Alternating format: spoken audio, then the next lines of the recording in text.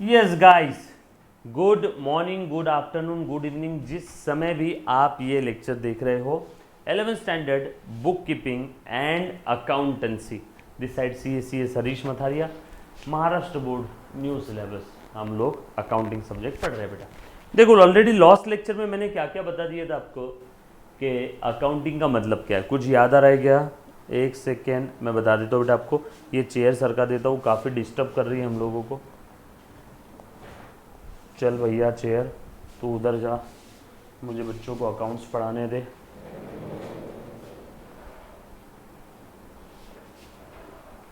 हाँ चलो आ जाओ। देखो सबसे पहले मैंने आप लोगों को अकाउंटिंग सब्जेक्ट में क्या बताया था बेटा, ध्यान देना प्लीज़, है ना। बिजनेस का मतलब क्या है, सब लोग साथ में है बेटा। सबसे पहले मैंने अकाउंटिंग सब्जेक्ट में क्या बता दिया था, बिजनेस का मतलब क्या है। बिजनेस कौन कौन से टाइप के हो सकते हैं।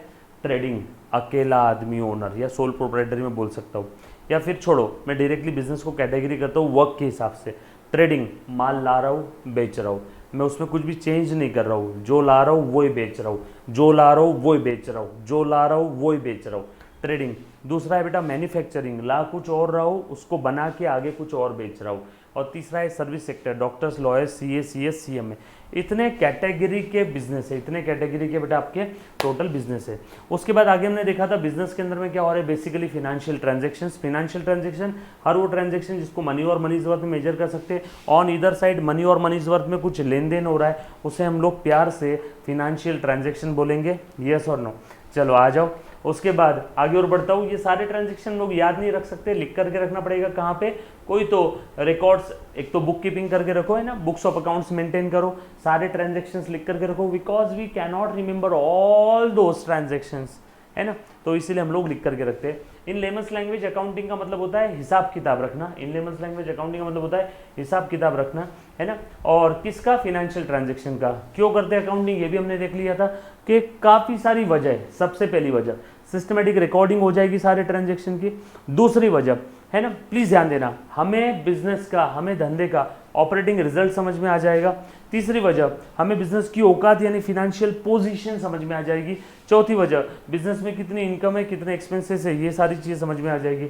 उसके बाद पांचवी वजह, प्लीज ध्यान देना बेटा अच्छे से, बिजनेस में इनकम एक्सपेंस कितने और किससे कितना लेना है, किसको कितना देना है, ये सारी चीज़ें समझ में आ जाएगी। तो इतने सारे ऑब्जेक्टिव्स है, इतनी सारी नीड्स है, वजह है जिसकी वजह से मैं अकाउंटिंग करता हूँ। उसके बाद आगे और बढ़ रहा हूँ बेटा। So as you all know accounting is the language of business, है ना। To understand any language you must know few basic terms. बस वही बेसिक टर्म्स आज मैं बताने जा रहा हूँ। सब लोग साथ में, चलो स्टार्ट कर दूँ मैं। सो ध्यान दे दो। सबसे पहली बेसिक टर्म हमने ऑलरेडी कल देख लिया था बिजनेस लास्ट लेक्चर में। गुड्स का मतलब बता दिया था जिस चीज़ में हम लोग डील कर रहे हैं, एन आर्टिकल, एन आइटम और things in which business deals. जिस चीज़ में हम लोग डील कर रहे हैं उसी को हम लोग प्यार से गुड्स बोलते हैं, है ना। जिस चीज़ में हम लोग डील कर रहे हैं, जैसे मान लो मेरा कंप्यूटर खरीदने बेचने का काम है तो कंप्यूटर मेरे लिए गुड्स हो गया। Hard disk, floppy disk, pen drive, CD drive, ये सब मेरे लिए क्या हो गए? गुड्स हो गए। उसके बाद इलेक्ट्रॉनिक आइटम्स में अगर मैं डील कर रहा हूँ तो कंप्यूटर, लैपटॉप्स और या जो भी है इलेक्ट्रॉनिक आइटम्स, जिस चीज़ में मैं डील कर रहा हूँ, जिस चीज़ में मैं डे टू डे बेसिस पे बिजनेस करता हूँ, वो सब मेरे लिए क्या हो जाएंगे बेटा? गुड्स हो जाएंगे। उसके बाद मैंने दिखाया था purchase. Purchase means purchase of goods. Sales means sales of goods. उसके बाद डिस्काउंट का मतलब मैंने बता दिया था, है ना, रिबेट, डिस्काउंट मिल रहा हो तो मिल रहा है तो इनकम या गेन, और डिस्काउंट दे रहा हो तो एक्सपेंस हो जाएगा। यस और नो? और उसके बाद में आगे मैंने बता दिया था एसेट मतलब क्या है। एसेट यानी property of every description of the business. लिखो मेरे साथ साथ, property of every description of the business, जिसको हम लोग प्यार से एसेट बोलते हैं। अब एसेट में दो टाइप की एसेट होती है ना। एक है लॉन्ग टर्म यानी फिक्स एसेट, और दूसरी है शॉर्ट टर्म यानी करंट एसेट। शॉर्ट टर्म यानी जिसका बेनिफिट हम लोगों को नियर फ्यूचर में मिल जाएगा, जिसका बेनिफिट हम लोगों को नियर फ्यूचर में मिल जाएगा। जैसे शॉर्ट टर्म एसेट मतलब फॉर एग्जांपल डेटर्स। डेटर्स यानी पार्टी या पर्सन जिससे मुझे पैसा लेना है ना, तो डेटर्स मेरे लिए एसेट है क्या? हाँ डेटर्स। सर डेटर अगर एसेट है, ये जो ऊपर आपने बताया, तो इसको अलग से क्यों लिखा? हाँ टर्म्स है, बेसिक टर्म्स है, इसलिए मैंने अलग से लिख दिया। डेटर एसेट है मोटा मोटी तौर पे अगर देखा जाए। सर असेट क्यों? क्योंकि मुझे डेटर से पैसे मिलने वाले हैं। हर वो रिसोर्स जिससे मुझे फ्यूचर में भी इकोनॉमिक बेनिफिट मिलता है, उस रिसोर्स को मैं प्यार से असेट बोलता हूँ, उस रिसोर्स को मैं प्यार से असेट बोल देता हूँ। यस और नो? तो डेटर मेरे लिए असेट है, ये फर्नीचर, कंप्यूटर, टेबल मेरे लिए असेट है ना। मेरे बिजनेस के लिए जो मैं कार यूज़ करता हूँ वो असेट है, मेरे बिजनेस के लिए जो लैपटॉप कंप्यूटर्स यूज़ कर रहा हूँ मेरे लिए असेट है, ये जो लाइट इलेक्ट्रिसिटी फिटिंग है, एसी लगाया हुआ है, ये सब मेरे लिए असेट है। यस और नो? तो ये सब मेरे लिए असेट है। कुछ असेट लॉन्ग टर्म होती है, फिक्स असेट लंबे समय तक यूज़ होगा, और कुछ शॉर्ट टर्म होती है यानी करंट असेट जिसका यूज़ लंबे समय तक नहीं हो रहा है। उसके बाद आगे और बढ़ते हो बेटा, प्लीज़ ध्यान देना। देन आ जाओ, एसेट के बाद ड्राइंग और कैपिटल दोनों एक साथ समझाता हूँ, प्लीज़ ध्यान दे दो। जैसे अगर मैं बात करूँ, प्लीज़ ध्यान दे दो, अगर मैं बात करूँ, प्लीज़ ध्यान देना बेटा, अगर मैं बात करूँ कैपिटल की, तो आसान भाषा में बिजनेस में जो कुछ मैंने मेरे जेब से इन्वेस्ट किया है उसे मैं प्यार से कैपिटल बोलूँगा।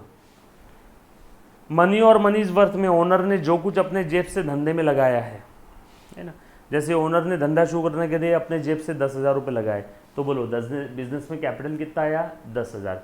सर वो जो कैश है वो असेट है, लेकिन ओनर जो अपने जेब से लगा रहा है वो कैपिटल है। आसान भाषा में investment by the owner in the business का मतलब होता है capital. Investment by the owner in the business का मतलब होता है capital. Investment by the owner in the business का मतलब होता है कैपिटल। अब वो इन्वेस्टमेंट मनी और मनीज वर्थ कैसी भी हो सकती है, वो इन्वेस्टमेंट मनी और मनीज वर्थ कैसी भी हो सकती है बेटा। यस और नो? क्लियर? यहाँ तक किसी बच्चे को कोई डाउट है तो पूछो। Any student, any kind of doubt, जो भी लाइव देख रहा है। यस, एनीबडी, एनी डाउट पूछो बेटा। Business, goods, purchase, sale, discount, expense, asset, drawing, capital. और ओनर जो बिजनेस से विड्रॉल कर रहा है पर्सनल पर्पस के लिए, मेरे बच्चे की स्कूल फीस के लिए बिजनेस से कैश लिया, ड्राइंग। मेरा एसी बेचने का बिजनेस है, मैं दुकान में एसी बेच रहा था, बीवी ने बोला अजी सुनते हो, आते आते एसी लेके आना रूम के लिए, तो बिजनेस से एसी निकाल के लेके आया, रूम में लगा रहा हूँ, वो भी क्या है? ड्राइंग। सो ओनर जब भी अपने हाउस होल्ड, डोमेस्टिक या पर्सनल पर्पस के लिए बिजनेस से कुछ भी विड्रॉल करता है, पैसा है पैसे की कीमत में, तो उसे टेक्निकली हम लोग बोलेंगे ड्राइंग। उसे क्या बोलेंगे? ड्राइंग। और कुछ? चलो आगे, डन, पक्का, चल। उसके बाद सो ड्राइंग कैपिटल हो गया। अब लाइबिलिटीज, अब क्या है बेटा? लाइबिलिटीज। अच्छे से ध्यान देना, आ जाओ। लाइबिलिटी का मतलब होता है, प्लीज ध्यान दो बेटा, financial obligations of the business. Liability मतलब क्या है बेटा? Financial obligations of the business. Sir मतलब बिजनेस की जो भी फिनेंशियल ऑब्लिगेशन है, यानी ऐसी obligation which I can measure in money और मनीज वर्थ। नहीं समझे? देखो, जैसे मैंने भारत के राष्ट्रध्वज का मान रखना चाहिए, ये मेरी ऑब्लिगेशन है। मैंने इधर उधर थूकना नहीं चाहिए, ये मेरी ऑब्लिगेशन है, जिम्मेदारी। बट ये जो ऑब्लिगेशन है, ये ऑब्लिगेशन फिनेंशियल ऑब्लिगेशन नहीं है, ये सोशल ऑब्लिगेशन है। मैंने भारत के राष्ट्रध्वज का मान रखना चाहिए, मेरा सोशल ऑब्लिगेशन है। मैंने थूकना नहीं चाहिए इधर उधर, ये सोशल ऑब्लिगेशन है। मैंने किसी को छेड़ना नहीं चाहिए, ये सोशल ऑब्लिगेशन है। लेकिन यहाँ पे सोशल ऑब्लिगेशन की बात चल रही है क्या? नो, यहाँ पे फिनेंशियल ऑब्लिगेशन, मुझे देना पड़ेगा, जिम्मेदारी। जैसे मैंने बैंक से लोन लिया, जैसे मैंने बैंक से लोन लिया, so loan is my financial obligation, loan is my liability, loan is my liability, loan is my financial obligation. Yes और नो? ये बात समझ आई सभी को? यहाँ तक किसी बच्चे को अगर कोई डाउट है तो पूछो। Anybody, any kind of doubt? Clear? Clear यहाँ तक? चलो, किसी को कोई डाउट है तो पूछो। हमारे जो विकास सर है बहुत गाली मार रहे हैं मुझे, बोले पेट बढ़ा दिया, दाढ़ी कटवा दी पूरी। सर इतना भयंकर दिख रहा है ना पेट ये इसके अंदर में कि मैं क्या बताऊं।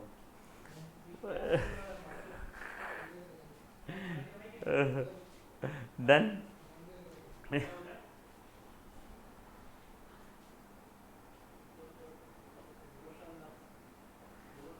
डन? Done done? चल ठीक है, आ जाओ, नो डाउट। चल आगे बढ़ते बेटा। उसके बाद में नेक्स्ट ध्यान देना, ध्यान देना अच्छे से, आ जाओ। सो लाइबिलिटीज हो गया, कैपिटल हो गया, है ना।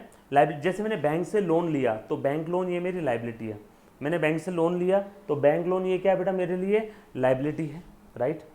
मैंने किसी पार्टी से पैसा उधार लिया, वो क्या है, मेरे लिए लाइबिलिटी है, मुझे वापस करना पड़ेगा, ये और नो। तो अभी एक एक टर्म को इंडिविजुअली अलग अलग समझो। जब मैं अकाउंटिंग करूंगा तब सारी टर्म्स को मिक्स करके समझाऊंगा, अभी इंडिविजुअली एक एक अलग अलग समझना। क्लियर है? आ जाओ। उसके बाद क्रेडिटर्स। क्रेडिटर्स का मतलब क्या है, हर वो पार्टी या पर्सन जिसको मैं इन फ्यूचर पैसा वापस करने वाला हूँ, मनी या मनी जरूरत में कुछ देने वाला हूँ। सो क्रेडिटर का मतलब होता है पार्टी या पर्सन जिसको इन फ्यूचर मुझे कुछ देना पड़ेगा। क्रेडिटर मतलब क्या होता है, पार्टी या पर्सन जिसको इन फ्यूचर मैं कुछ देने वाला हूं। फॉर एग्जाम्पल, मैंने बैंक से लोन लिया, लोन ये मेरी लाइबिलिटी है लेकिन वो बैंक को मुझे वापस देना पड़ेगा। लोन ये मेरी लाइबिलिटी है लेकिन बैंक को मुझे पैसा वापस करना पड़ेगा। So bank is my creditor. मैंने बाहुबली से पैसा उधार लिया, जो पैसा उधार लिया मुझे वो वापस करना है, वो मेरी लाइबिलिटी है, और बाहुबली जो है वो मेरा क्रेडिटर है। हर वो पार्टी या पर्सन जिसको मैं इन फ्यूचर कुछ देने वाला हूं, यस और नो, क्रेडिटर। और डेटर अपोजिट, हर वो पार्टी या पर्सन जिससे मुझे इन फ्यूचर कुछ लेना है। मैंने कटप्पा को उधारी में माल बेचा 10,000 का, मुझे कटप्पा से पैसा लेना है इन फ्यूचर, उधारी में बेचा, सो कटप्पा इज माई डेटर। मैंने राजमाता शिवगामी को पैसे उधार दिए 10,000 रुपए, राजमाता Sivagami is my debtor.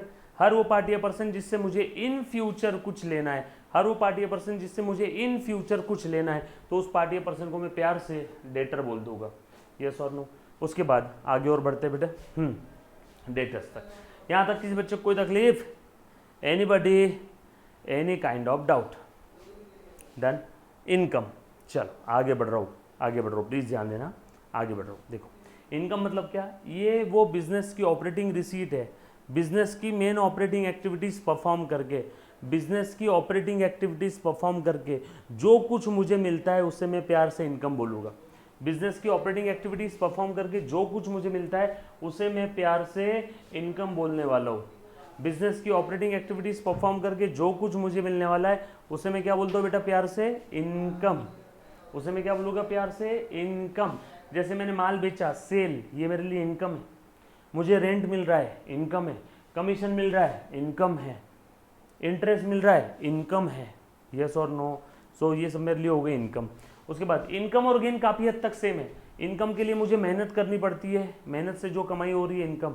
Without hard work, बैठे बिठाए जो कुछ मिल गया वो गेन। बैठे बिठाए प्रॉपर्टी के भाव बढ़ गए, गेन। बैठे बिठाए लॉटरी लग गई, गेन। विदाउट हार्ड वर्क जो मुझे मिल रहा है, गेन। विथ हार्ड वर्क जो मुझे मिल रहा है वो इनकम। गेन और इनकम का अकाउंटिंग बिल्कुल सेम है, 100%। गेन और इनकम का अकाउंटिंग बिल्कुल सेम है बेटा, 100%, उसमें कोई फर्क नहीं है। क्लियर? पक्की बात, डन। यहाँ तक किसी भी बच्चे को किसी भी प्रकार का डाउट है तो पूछो। Anybody, any kind of doubt? बरोबर है, पक्की बात। अब मैं कुछ काम की चीजें आपको बताने जा रहा हूं। 11th का ही तो चल रहा है, 11th का ही चल रहा है, और 10 मिनट का ही बचा है, उनको बोलो बस 10 मिनट सर, उसके बाद आई एम फ्री। हाँ नहीं, कौन है? नहीं है ना, प्रीति मैम का फोन था। एक बच्ची ने पूछा सर रेंट क्या है, रेंट अगर मिल रहा है तो इनकम है, रेंट अगर दे रहा हूं तो खर्चा है। रेंट मिल रहा है तो इनकम है, रेंट अगर दे रहा हूं तो खर्चा है। रेंट मिल रहा है तो इनकम है, रेंट दे रहा हूं तो खर्चा है बेटा, यस और नो? और कोई मेरा प्यारा बच्चा, किसी को कोई doubt? Anybody, any kind of doubt?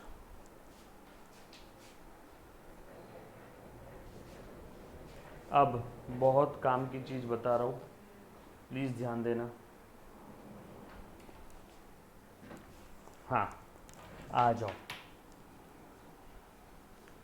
Sania, Aditi, Ashwini, केतकी, रुचा, दर्शन, नीलकमल। सो ध्यान दे दो। अब मैं बात कर रहा हूँ कैपिटल और रेवेन्यू एक्सपेंस की। आज अगर आपको ये दो टर्म समझ में आ गई, 16 और 17, these two terms are most important. ये बहुत ज्यादा इंपॉर्टेंट है, ऐसी कोई लाइफ की एग्जाम नहीं रहेगी कि जिसमें ये पूछा नहीं जाता, जहाँ अकाउंटिंग सब्जेक्ट आ गया है फाउंडेशन लेवल का, 11th 12th, हर जगह आपको ये दोनों टर्म का यूटिलाइजेशन है। ईच एंड एवरी प्लेस आपको ये दोनों टर्म का यूटिलाइजेशन रहेगा। चलो आगे स्टार्ट करूँ पक्का।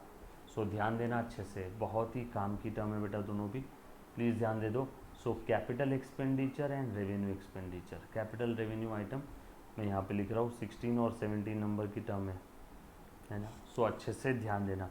अब मैं आपको बताने जा रहा हूँ कैपिटल एंड रेवेन्यू, अच्छे से ध्यान दो, बहुत काम की टर्म है, बहुत काम की, है ना। देखो प्लीज़ ध्यान देना, ये मैंने एक मशीन परचेस किया लंदन से। कहाँ से? लंदन। मशीन परचेज्ड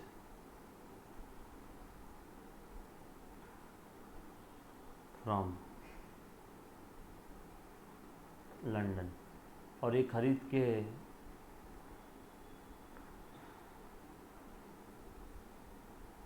इंडिया में आई। कब खरीदा था मैंने? डेट ऑफ परचेस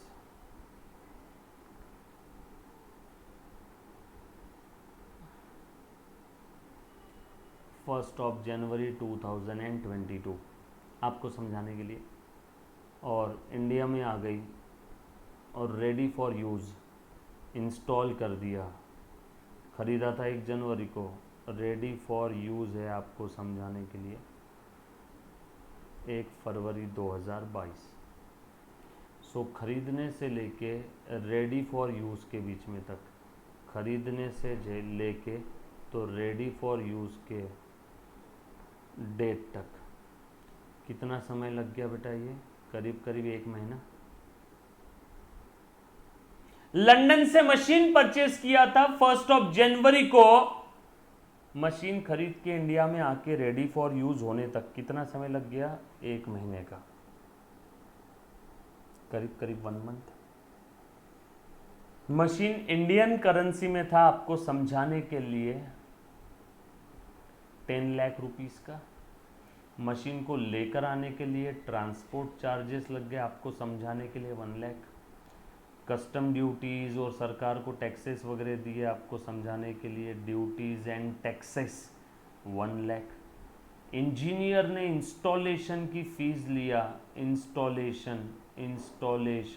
इंस्टॉलेशन का 1 लाख। बोलो बेटा ये मशीन रेडी फॉर यूज़ होने तक टोटल कितना खर्चा लगा? मशीन रेडी फॉर यूज़ होने तक टोटल कितना खर्चा लगा? 10 1 1 1, टोटल कितना खर्चा लगा बेटा? 13 lakh. So all necessary expenses incurred to bring that asset to its present location. London से खरीद के इंडिया में रेडी फॉर यूज करने तक के सारे कितने खर्चे लगे? खरीदा 10 लाख में, लाने का खर्चा 1 lakh, duties taxes 1 lakh, installation का 1 lakh, asset ready for use, ready for use, ready for use कब हुआ? 1 फेब को। सो एसेट खरीदने से लेके एसेट खरीदने से लेके एसेट खरीदने से लेके एसेट खरीदने से लेके तो रेडी फॉर यूज होने तक टोटल खर्चा लग गया 13 लाख। तो बस ये मेरे लिए कैपिटल एक्सपेंडिचर है।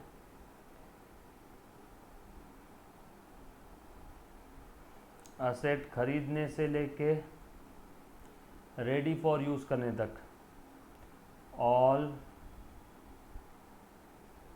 necessary expenses incurred to make that asset ready for its intended यानी जिस पर्पस के लिए हमने लाया था, intended use are capital expenditure. all necessary expense to make that asset ready for its intended use are capital expenditure। आज के बाद हमेशा ध्यान रखना, मैंने 1 जनवरी को लंदन से मशीन परचेज किया, मशीन खरीदने से लेके रेडी फॉर यूज होने तक ऑल नेसेसरी एक्सपेंस इनकर्ड, वो सारे खर्चों को ये जोमैटो अच्छे से ध्यान दे, हम लोग क्या बोलेंगे बेटा प्यार से, कैपिटल एक्सपेंडिचर। कुछ लोग सोच रहे थे सर यहाँ पे असेट तो 10 लाख की, आपने 13 लाख क्यों लिखा? क्योंकि असेट खरीदने से लेके रेडी फॉर यूज करने तक, खरीदने से लेके रेडी फॉर यूज करने तक, खरीदने से लेके रेडी फॉर यूज करने तक, जो भी खर्चे नेसेसरी, जो भी ऑल नेसेसरी एक्सपेंस है जो असेट को लाने के लिए जरूरी है, रेडी फॉर यूज करने के लिए जरूरी है, वो सारे खर्चे असेट की कॉस्ट में ऐड करो, वो सारे खर्चे असेट की कॉस्ट में ऐड करो, ऐड करो, ऐड करो। तो देखो 10 लाख की असेट ऐड होते होते कितने की होगी? 10 और एक 11 और एक 12 और एक 13। कुछ था इसमें? समझ में आया क्या? यस और नो? क्लियर है? अब उसके बाद प्लीज ध्यान देना, काम की चीज बता रहा हूं, बस अभी इतना टारगेट रखना, कैपिटल रेवेन्यू आपको आज के बाद कभी जीवन में तकलीफ नहीं देगा, अच्छे से ध्यान दे। हाँ, अभी असेट रेडी फॉर यूज हो गई, अब उसके बाद यहाँ से असेट हमने यूज करना शुरू कर दिया, अभी असेट की लाइफ शुरू हो गई, ये असेट यूज करना शुरू कर दिया, असेट यूज करते करते करते करते खराब हो गई, असेट को रिपेयर किया, असेट के लिए खर्चे किए ना, यहाँ पे रिपेयर का खर्चा लग गया 1 लाख रुपए, असेट की सर्विसिंग करवाई, इसका खर्चा लग गया 1 लाख, असेट का एक पार्ट रिप्लेस किया, पार्ट खराब हो गया था, पार्ट रिप्लेस किया, इसका खर्चा आ गया 1 लाख, असेट को मॉडिफाई किया, असेट को मॉडिफाई किया, मॉडिफाई करने का खर्चा आ गया 1 लाख। यस और नो? प्लीज ध्यान देना, सो अच्छे से ध्यान दो। अब ये भी खर्चे असेट के लाइफ में असेट के ऊपर इनकर किए। अब सर, ओ सर, सर जैसे आपने ये खर्चे ऐड कर दिए असेट की कॉस्ट में, 13 लाख हो गई, ये भी खर्चे ऐड कर दो। नो, अगर ये कैपिटल एक्सपेंडिचर है तो ही ऐड होगा, वरना नहीं होगा। अगर ये कैपिटल एक्सपेंडिचर है तो ही ऐड होगा। सर अब ये कैसे डिसाइड करेंगे कि ये कैपिटल एक्सपेंडिचर है कि नहीं? मैं बताऊंगा ना कैसे डिसाइड करेंगे। उस असेट से सवाल पूछना, हे असेट बता, क्या इन खर्चों की वजह से, क्या इन खर्चों की वजह से तेरी capacity, capacity, capability, capability, capability, efficiency, efficiency या परफॉर्मेंस, इन चारों में से कोई एक भी चीज अगर इंक्रीज हुआ, कैपेसिटी, कैपेबिलिटी, इफिशिएंसी या परफॉर्मेंस, कैपेसिटी, कैपेबिलिटी, इफिशिएंसी या परफॉर्मेंस, इन चारों में से कोई एक भी चीज अगर तेरी इनकर होती है तो ये अगर इंप्रूव होती है, कैपेसिटी बढ़ी, कैपेबिलिटी बढ़ी या इफिशिएंसी बढ़ा है, परफॉर्मेंस बढ़ा, अगर इन चारों में से कोई एक भी चीज अगर इंप्रूव होती है, if any of 4 improve, then ये कैपिटल एक्सपेंडिचर रहेगा, और कैपिटल एक्सपेंडिचर है तो ये असेट की कॉस्ट में ऐड कर दो। अदरवाइज ये खर्चे क्या रहेंगे? Revenue expense. रेवेन्यू एक्सपेंस यानी सिर्फ एक्सपेंस, खर्चा। कैपिटल एक्सपेंडिचर अगर कोई चीज है ना तो वो रिस्पेक्टिव असेट के कॉस्ट में ऐड हो जाती है, असेट की कॉस्ट बढ़ जाती है। अब बताओ, ये during the life of the asset, यहां से असेट यूज करना शुरू कर दिया, life of the asset, life of asset, asset के जिंदगी में असेट के ऊपर काफी खर्चे हुए। रिपेयर, बोलो रिपेयर करने की वजह से असेट की कैपेसिटी या कैपेबिलिटी या इफिशिएंसी या परफॉर्मेंस, इन चारों में से कोई एक भी चीज बढ़ती है क्या? बोलो, रिपेयर की वजह से असेट की कैपेबिलिटी, कैपेबिलिटी, इफिशिएंसी या परफॉर्मेंस, इन चारों में से कोई एक भी चीज बढ़ती है क्या? बोलो बोलो बोलो। रिपेयर की वजह से असेट की कैपेसिटी, कैपेबिलिटी, इफिशिएंसी और परफॉर्मेंस नहीं बढ़ता है। नहीं सर बढ़ता है। कैसे बढ़ेगा रे? असेट यूज कर रहा था, असेट खराब हो गई, खराब होने के बाद असेट को मैंने रिपेयर किया, तो रिपेयर करने के बाद असेट की कैपेसिटी नॉर्मल लेवल पे आती है, नॉर्मल से ऊपर जाती है, नॉर्मल लेवल पे। मेरे पास एक बाइक था 500 सीसी का, बाइक चला रहा था, खराब हो गया, रिपेयर करवाया, तो बाइक क्या 1000 सीसी का हो जाएगा या 500 सीसी का ही रहेगा? रिपेयर करने की वजह से असेट की कैपेसिटी नॉर्मल लेवल पे आती है, नॉर्मल से ऊपर नहीं जाती है, इंप्रूव नहीं होती है। सो रिपेयर की वजह से capacity capability efficiency, capacity capability efficiency या परफॉर्मेंस बढ़ रहा है क्या, इंप्रूव हो रहा है क्या, नो, देयरफॉर रेवेन्यू एक्सपेंडिचर, हाँ डाल दो। उसके बाद सर्विसिंग का एक्सपेंस, असेट यूज कर रहा हूं खराब हो गई, सर्विसिंग करवाए तो नॉर्मल लेवल पे आती है, तो इसकी वजह से भी कैपेसिटी कैपेबिलिटी इफिशियंसी और परफॉर्मेंस बढ़ रहा है क्या, नो, तो ये भी रेवेन्यू एक्सपेंस।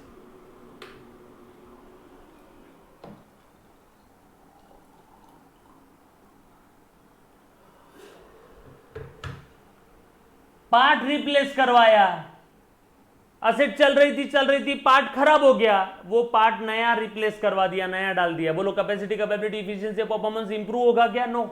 मेरी बाइक थी 500 सीसी की, टायर खराब हो गए, टायर रिप्लेस किए, तो कैपेसिटी नॉर्मल लेवल पे आती है, नॉर्मल से ऊपर जाती है, नॉर्मल लेवल पे, तो ये सब रेवेन्यू। लेकिन मेरे पास एक बाइक थी, मारुति 800 थी, समझ लो कार थी मारुति 800, उस कार को मैंने मॉडिफाई करवाया, बॉम्बे दिलीप डिजाइन, दिलीप छाबरिया के पास गया, उसको बोला इस मारुति कार का मुझे हायाबुसा बना दे या फिर मुझे फेरारी बना दे, ये ले मॉडिफिकेशन के 1 लाख। यस, इसकी वजह से कैपेसिटी कैपेबिलिटी इफिशियंसी परफॉर्मेंस बढ़ जाएगा, तो ये है मेरा कैपिटल एक्सपेंडिचर और ये असेट की कॉस्ट में ऐड हो जाएगा।